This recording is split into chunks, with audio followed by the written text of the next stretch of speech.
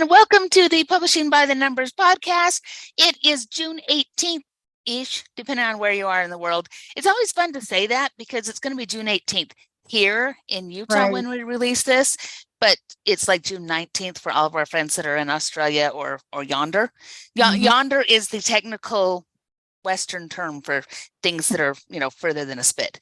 So anyway, happy June 18th or 19th. It's episode 36. We are talking about tropes of portal fantasy. I'm Jana S. Brown, and I'm here today with my fabulous co-host, CJ Anaya. Hi, CJ. Hello. Hi, guys. This is exciting. I know, it's going to be fun. We have been talking about fantasy this month. As we have said before, we will loop back because we're trying to explore some of the subgenres in these various bigger genres, and each one of them is going to take multiple months, but we find that it's a little bit more interesting if we kind of dip our toes in and out. And that way, if you're not a huge fantasy fan, you can come back and hit us up when we're doing romance or mystery or what have you. And for those of you who love fantasy, here's your first hit. The next one's in a couple months. So fun stuff. So today we're going to talk a little bit about portal fantasy. CJ, what is portal fantasy and why did we decide to start with this? So portal fantasy is where we start in the real world or the world of the protagonist, and then they end up going through some kind of magical portal that takes them to a new world. And so it's this fantasy adventure where they are thrust into this world that they don't understand, which lends itself to a lot of really fun things, dramatic things, comedic things. And so there is a lot of portal fantasy that is really quite popular. And Jana and I were just talking about it, and it's become a lot more popular just recently, especially with certain TV shows. But it's also something that was kind of originally what we were all exposed to. Do you want to talk about it more, Jana, and kind of those Sure. timeless fantasy series that are actually portal fantasies? And maybe you didn't know, but now you will, because Jana's going to tell you. Yep, absolutely. So some of the earliest fantasies that a lot of us are introduced to are things like C.S. Lewis, The Lion, the Witch, and the Wardrobe. You walk through the wardrobe, and on one side you're in war-torn London, and in the other side you're in Narnia. That's a portal fantasy. The wardrobe represents the portal. Kids from modern day, it was modern back then, walk through and end up someplace else. The Wizard of Oz is a portal fantasy. It happens to be that the portal is a tornado, but it's portal fantasy. Not C.S. Lewis, my goodness. Alice in Wonderland, Lewis Carroll. They both have Lewis, so I can't be blamed for confusing the names. But Alice in Wonderland and Alice Through the Looking Glass. At one point, she goes through the mirror. In the other case, she crawls down a rabbit hole, which is never a really great idea, but there you go. So a lot of this fantasy that we're introduced to in middle grade and in young YA, a lot of that is this portal fantasy. And a lot of that is because it's something that young readers can really connect to. Is this idea of Alice or Dorothy or whatever are just like me. They're normal kids with normal problems. She's got a mean old lady who doesn't like her dog. And how many people have run into that? I mean, you have a mean old lady who doesn't like your dog. I do. She hates my dog. And she might, ride the bike and end up on a broomstick. Because that's what happens. And so it's that idea. And then, I look at my little girl and she is always off in an imaginary place when she's playing her games and that kind of thing. So the idea that to have this appeal of reading something about kids like them who go through portals and experience something amazing, that is what a lot of kids wish they could do. So they're very attractive for that younger group, but also they become a big thing in urban fantasy. Because very often we're trying to find those places where the magical world and the non-magical world rub up against each other.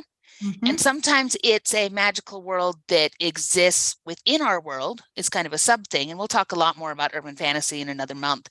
But sometimes it is that portal thing where they exist in here and then they go through, and that's where you end up with the magical world. And isn't that what your Paranormal Misfit does? I do believe. Absolutely. We start in the first book in Krista's world with Jareth from the Fey realm basically coming to say, hey, not only are you not human, but you are royal.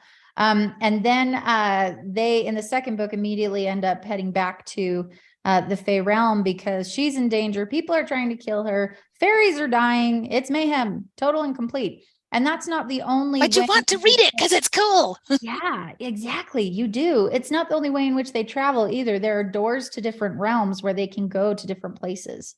So that is also some kind of a key element, especially in books 4, 5, and 6. So yes, it's a lot of fun. Yeah, so you see it in the contemporary and the urban fantasy, and then it's very, very popular in light novels and in web novels. And this is a sensation that's kind of come to the US from all over in Asia, particularly Japan, where they have these short, punchy, ongoing stories.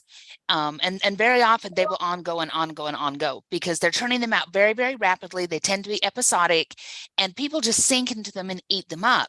And the whole portal fantasy thing is very, very popular in anime and in a lot of Japanese media, and it's made the cross into those books. And those books are becoming more and more popular here in the States. So we're also getting a lot of US authors who are now writing portal fantasy that's more for grown-ups, that's more about that. And then those even cross over with the lit RPG, where it's a portal fantasy that's also a game. So there's just some cool stuff going on with it right now, and it's kind of a rocket hot genre. Amazon just added a new lit RPG portal fantasy category, which anytime they add a category, it tells you they're getting a lot of books, and those books are making big sales. And Alex Newton did a K-Lytics report on it. So it's a hot genre, and it's really fun. We're going to have an author with us next week, Jay Barneson, who writes a lot of portal fantasy, and I've been his editor for forever. And I love reading what he's doing with it, and I'm enjoying it in other places too. So it's good stuff, guys. And that's why we're starting with this. So today, what we're going to narrow down and talk about is some of the major tropes that show up in portal fantasy, ways that you can identify a portal fantasy as being a portal fantasy.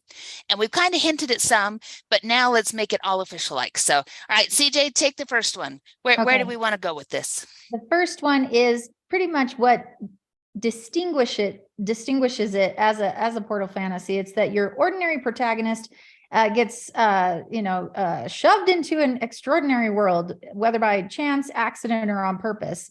So the main character often from the real world discovers a portal. They're transported to a fantastical realm. They got to navigate things. They have to adapt to their new surroundings. So part of the external and internal conflicts and challenges, obstacles they face, it's all about this new world and their ability to believe it and also believe their role in it. So that is the first one. What anything you want to add to that? I think it's pretty self-explanatory, but yeah, I think it's mostly there. One of the things, though, that's important is very often that main character is a phenomenally ordinary person. These are, it's the kids. It's why Dorothy's a great person, because she's so ordinary. She's just a kid that lives on a farm in the middle of Kansas. And in a lot of these, it's that same thing. It's an office worker. It's a programmer. It's a school kid. It's somebody who is just so phenomenally ordinary in their normal life. And it's that going through the portal and encountering things that makes a change. So that ordinariness is something that we see almost all the time. And as part of that, going into our second trope, often these folks are also a reluctant hero.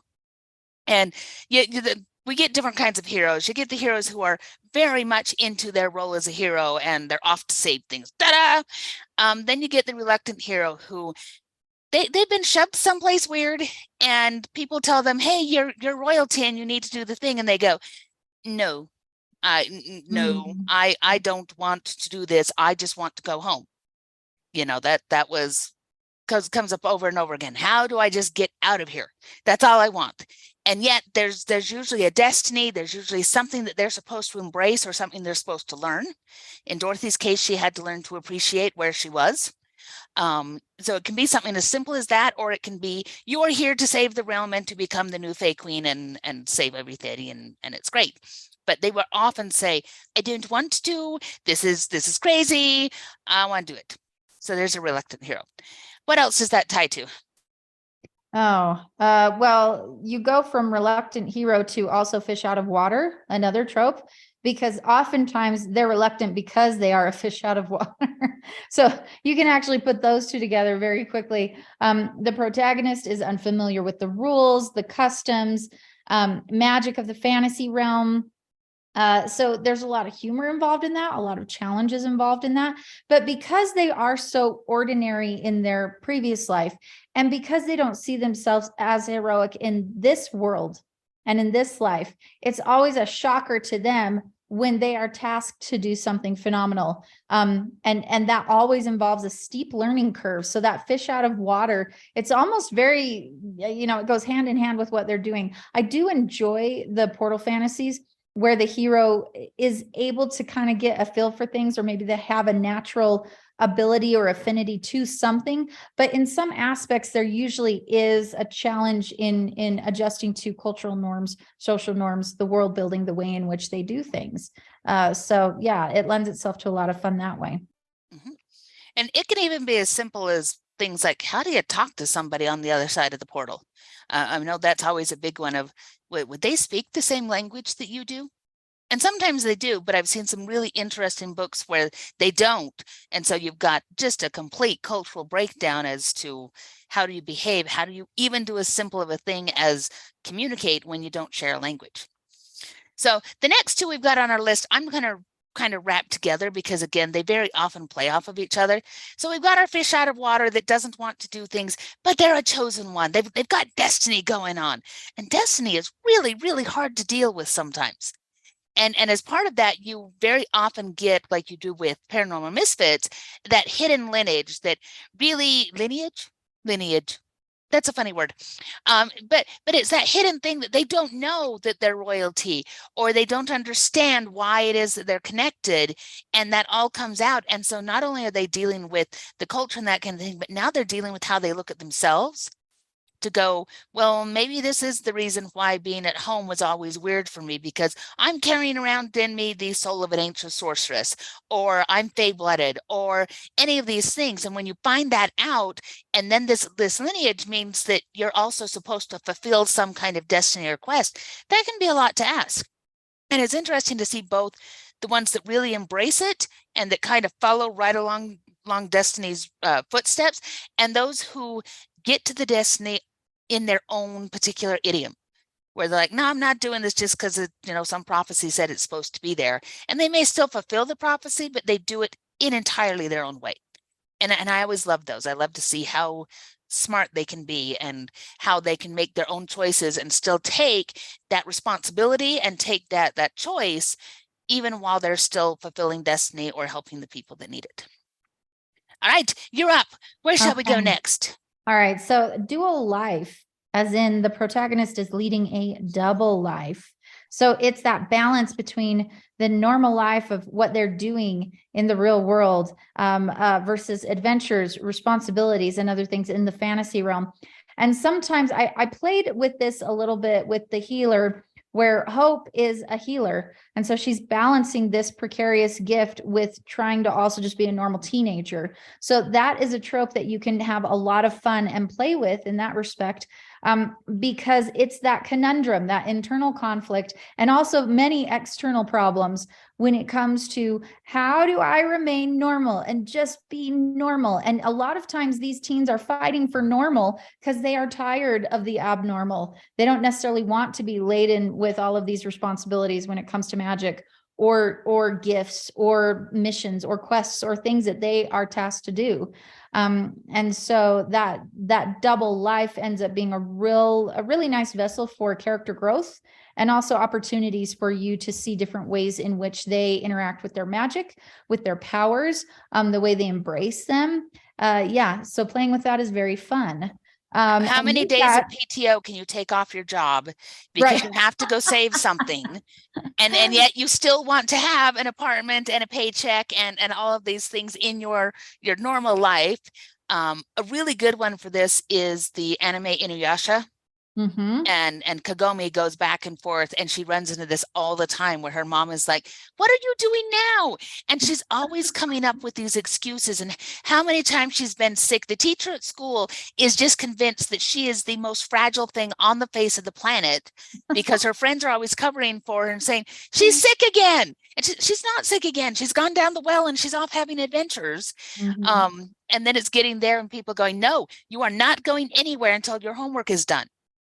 And then the fantasy realm comes over and they're like, we need you, but homework, we need you, homework. So it's really, really fun. And that's a good little show if you ever want to see some really good examples. Well, and then the other one, and I think this ties in really well with that double life, is that you usually have that mentor figure. So that's another trope that you're dealing with. And so what do you want to talk a little bit more about that, Janet? Who's your favorite mentor figure in fantasy? Oh, see, now I just can't think of enough of them.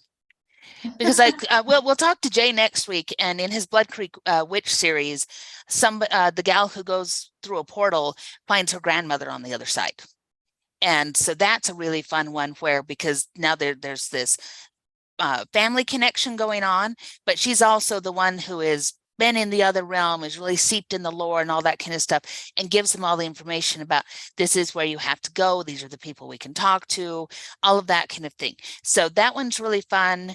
And they can be simple. It's even things like going back to the Wizard of Oz. Glinda is kind of your mentor figure at that point. She gets Dorothy going, tells her what the rules of Oz are, and watches out over her. And so when they hit the poppy fields and they all fall asleep, she sends Snow. When little things happen, she interferes when she absolutely has to, but otherwise leads Dorothy to, follow her quest once she gets her feet on the road and going.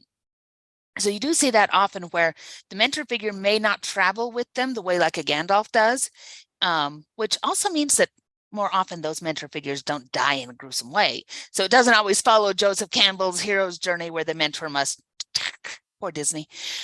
But they will show up to get the person started on their path, and will show up at various points to either give them help or give them a little bit of guidance, or just to say, you're doing so good, here's a pat on the head. So can you think of any that I've missed, or another outstanding mentor figure in Portal fiction? No, I mean, you've touched on some. I think, the obvious one that stands out to me is Aslan, but he's also more than just a mentor. He plays a couple of roles throughout that entire process. But I would say that that's a big one as far as mentor goes in, any kind of portal fantasy that I've read. So that's a good one. Yeah. And now I put you on the spot, and then I put myself on the spot. I should have come prepared. Nice. Poor Alice gets a bunch of very confusing figures. I don't know that she ever gets a true mentor figure that is setting her feet on the right path. Just because Wonderland is such a weird little place. And so she gets, the closest we come really is the Cheshire Cat, who tells her that, unless she knows where she wants to end up, it doesn't matter which way she goes. And so forcing her to make decisions, and that's really part of her arc, is learning to grow up, is that particular thing. And so he's probably the closest that I think that she has to an actual mentor figure there, versus people that she just encounters and they do weird things, and then she moves on to the next strangeness. Okay. So next on our list is the quest or the mission. And this is really something that I think is fundamental when it comes to fantasy, any fantasy. It's this idea that you have a specific mission or a task or an end goal, and you are quite literally going to defeat the enemy, the evil, the bad. And it often, like you say, it involves retrieving magical artifacts. That definitely plays a role in Paranormal Misfits. There are several different artifacts that they have to retrieve, like Oberon's scrolls or Titania's crown and her sword, in order to be able to, get rid of the plague that is affecting everyone's magic. So it's this quest or this mission that they embark upon, that's going to be majorly dangerous, but it's epic in the sense that they're defeating an all-powerful enemy. And if they don't, their realm will die. Everyone's realms will die if there are more realms than just the one you're in. So that quest or mission, and nothing speaks to that more than Lord of the Rings. Honestly, Absolutely. It's your framework for that hero's journey and that quest or that mission of getting that ring and, throwing it in the fiery pits and losing a finger in the process. I never saw that come until it came. Ouch. But yeah, so, Yep. it's one of my favorite things about fantasy. Do you want to talk about the next one, Jana? Yes, so I'm going to loop back just a little bit to that there's an interesting phenomenon that we're seeing right now, and Mhm. that is the growth of a subgenre called cozy fantasy. And Yeah. it's actually a pushback against this idea that fantasy always has to be epic in nature and that it has these big missions and all that kind of thing. And so it's visiting on the idea of these adventures and these stories that happen, much like a cozy mystery, in their little town. And so it is, here are two people running a bar and it gets infested by rats. And what are they going to do to help take care of the thing that's going on? But it's just about the cute little town. And it's very cute fantasy. It's very lighthearted generally. You don't have a lot of violence. You don't have a big bad.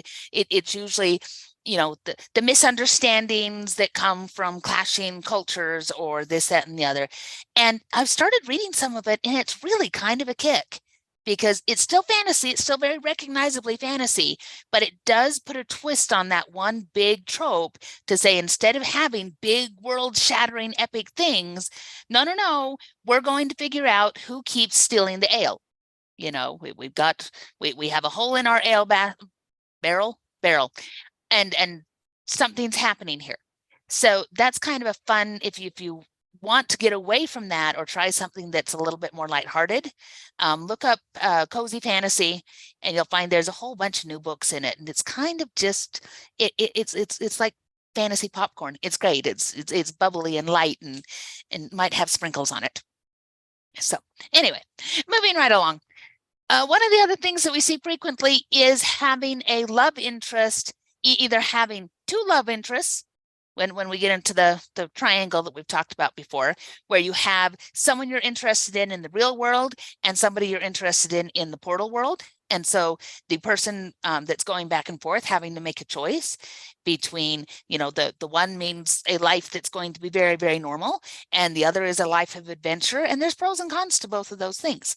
And some real emotions involved there.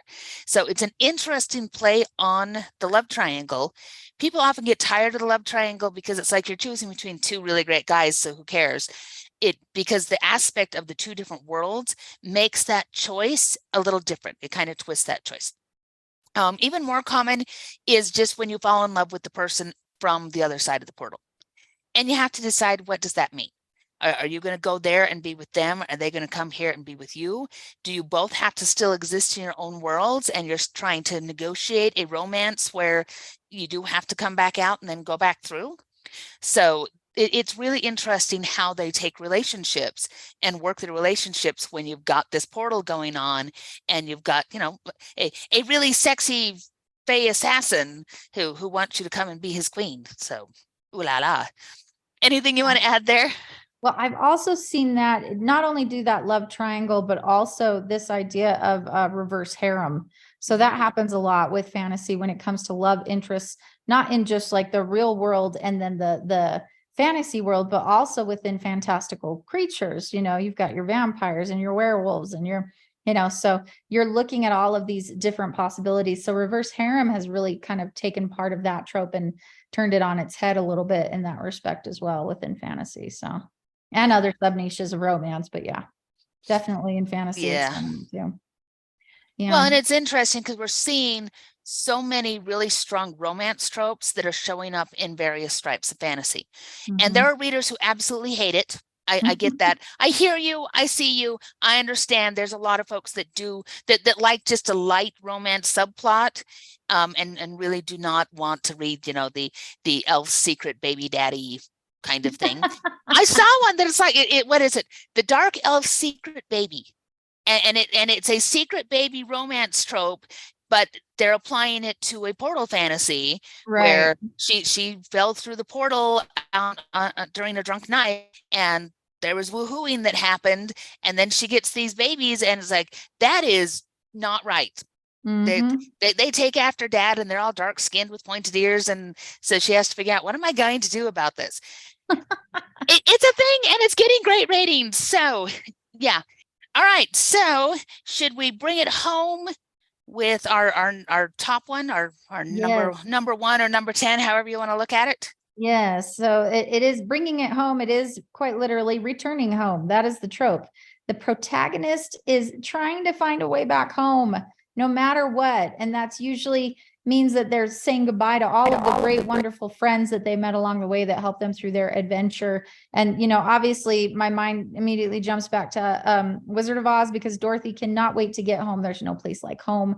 And so, her goal is to get back to what is, I guess, normal. But also, they just need to get back to their lives.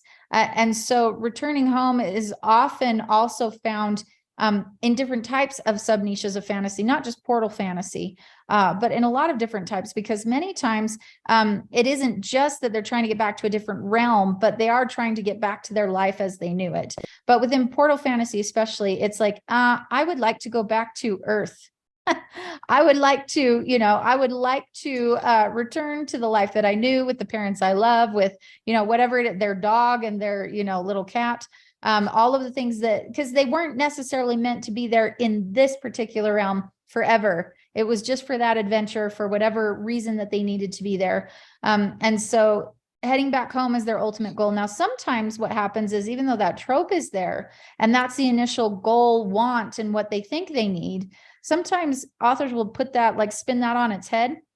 And what the character finds out is that what they actually need is to be right where they are in this fantastical realm. That's where they were always meant to be, and not necessarily to go home. So you can have it both ways with that trope, and see where that takes you. It's that needing to leave, needing to return to what they know is familiar, and eventually growing into what is uncomfortable and becoming something more, what they were always destined to be. So even though home was the general idea, now they're ready to stay and take on this new life. Anything else, Jana? Well, and sometimes with that, they have to go home in order to see that they really want to be in the fantastical realm. Right. So sometimes the going home is the reverse of that, where they go home and that's where they say their goodbyes. And then you have a few that say, yeah, I'm going to keep living this dual life, and yay. I think that would be hard. It's interesting to read. I think it'd be actually really hard to do. A good book for this that I was just thinking about, because I was reading earlier, Shannon, I'm going to say it wrong, Shannon McGuire. There. She has the Wayward Children books, and it starts with Every Heart a Doorway. And what she does with all of these is there's a home for wayward children, for children who have been sucked into fantastical realms and had adventures and been dropped back to Earth. And now people don't believe them. The people think they're crazy, all of this, that, and the other. And this is a place for them to come, because it's run by somebody who's been through this. And they come there, and then they hope, for some of them, they're going to stay there and they're going to age out and become normal people. And for others, they're able to find their portals again, and they're able to go back to that home. So it's really interesting the way that she plays on that. All of the different, she gets so deep into different mythologies and stories and fairy tales and all these things that deal with these portals.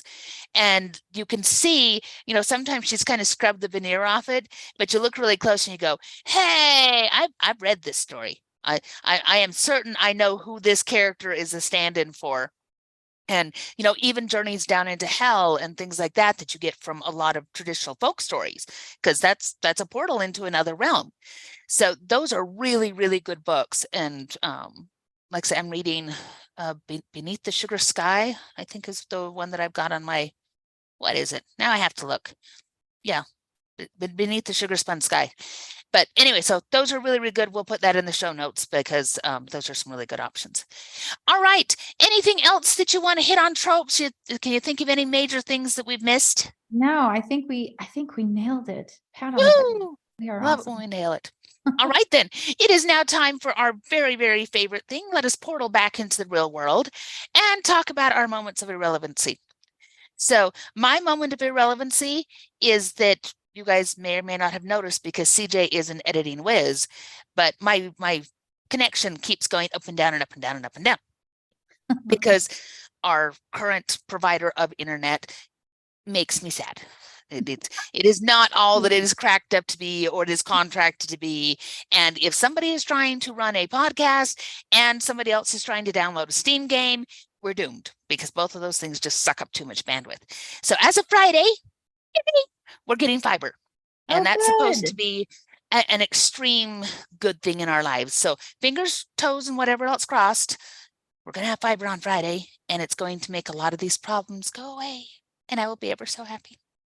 So what about you, CG? CG? Oh goodness, CJ. What is irrelevant in your world? Well, I got engaged a couple of days ago. I don't know if you can see the ring. I'm like trying to show. Yep, kind of. There you go. Now it's sparkly. Yeah. So I got It's a very good engaged. My sparkly. cute boyfriend, now fiance. He's adorable. It It's was very true. It's romantic true. and sweet. If they weren't all romantic together, and if I didn't love my spouse so much, I mean, he is Yeah. very, very hot, CJ. He is. He's a good looking guy, and he's just the sweetest man alive, and was very cute with the way that he proposed. So I'm very, very excited about it. But yeah, that's my. Okay, you can't stop there. You have to tell them how he proposed now. Okay. So Those of you who don't care about this, fast forward, listen to the end of the show. But just really quick for those who need just a little bit of romance in their fantasy podcast. All right, go. Okay, so we went out walking in the middle of the night. He'd had this whole elaborate thing planned, but of course, all well-laid plans when it comes to custom designing a ring do not happen, because then, of course, the ring is never ready when you want it to be. So he canceled those plans. And then this weekend, once it was finally ready to go, we did this beautiful late night walk because we like looking at the stars. He's from LA and never sees the stars.